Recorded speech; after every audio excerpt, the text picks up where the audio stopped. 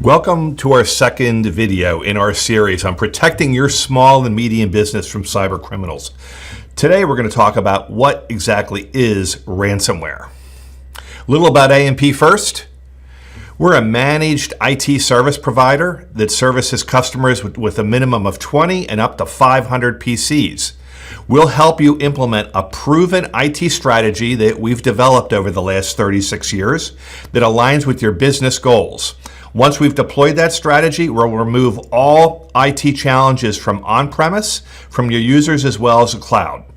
And once that's done, you'll be able to focus on growing your business as well as your management team. We believe our clients achieve 4 times more value and productivity from their IT investments than if they had not done business with us. Let's get back to protecting your business from cyber criminals. IT security during the good old days. Do you remember this? It wasn't that long ago. You had a firewall in between your internet and your internal company LAN, and that's pretty much all you had to do. You deployed a modern antivirus with malware on your endpoint PCs. You changed your user passwords every 90 days or even every 120 days. You kept up with your data backups and you patched your operating systems, and pretty much everything was okay. So what's changed? Well, at this point, because of COVID, probably all or many of your employees are now working from home.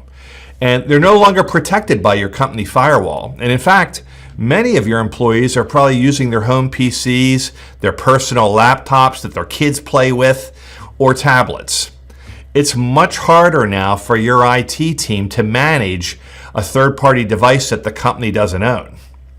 Plus, there's a relentless attack trying to gain access through your users to your network, as we discussed in the last video.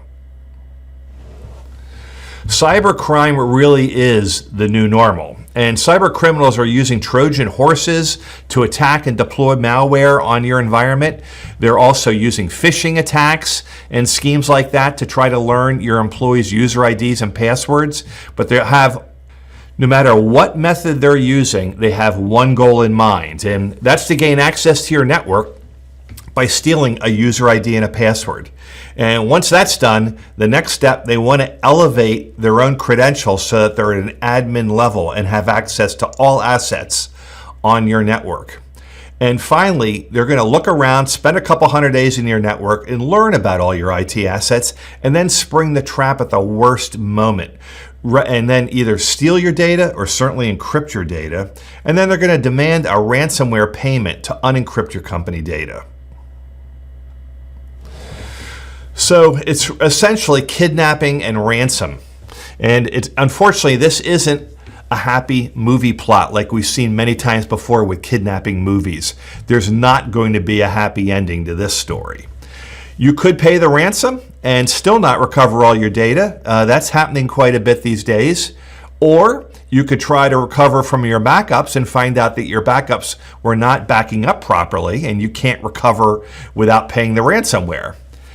And unfortunately, even the bad guys can alert the media that you've been attacked, and you get bad publicity in the process. I want to show you kind of an example of what ransomware looks like and how it works. What typically happens in these attacks, malicious cyber criminals will find and exploit a vulnerability in your infrastructure, your users, or your files. Once they're in your network, they're going to learn where your high-value IT assets are, and they're going to wait for the most vulnerable moment to attack you when you have to pay them. Then they'll spring the trap, encrypt all your data, and only give you the decryption key after you pay the ransom. Once they've attacked you and they have encrypted your data, this is typically what you'll see on the screen. And this is a sample of screen scrape from WannaCry, which is a very popular ransomware product in 2019. And you can see that they'll give you a certain period of time, at which time, if you go past that, they're going to raise the ransomware. They're also going to tell you when they're going to delete all your files. And so they really put like kind of that sense of a time frame that you have to react and just to stress you out and get and pay them their money. So in summary, your business really is at risk if you haven't updated your security with practices that really protect all your remote users today. A firewall is no longer going to get the job done for you. You know, updating your password policy every 90 days isn't going to be enough today.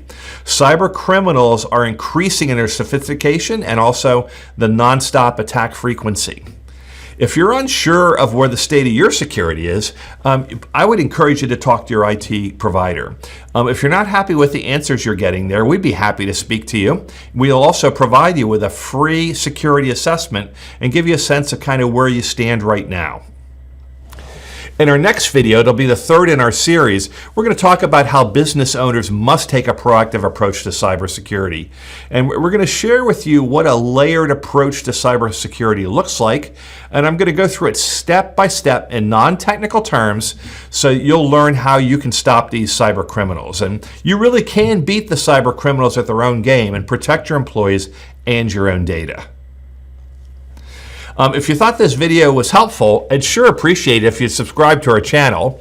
And if you don't want to subscribe to the channel, how about hitting the like button down at the bottom? By doing so, that lets YouTube know if anyone else wants to know about protecting their business from cyber criminals. They'll show our video. So I'd really be grateful if you'd hit the like button.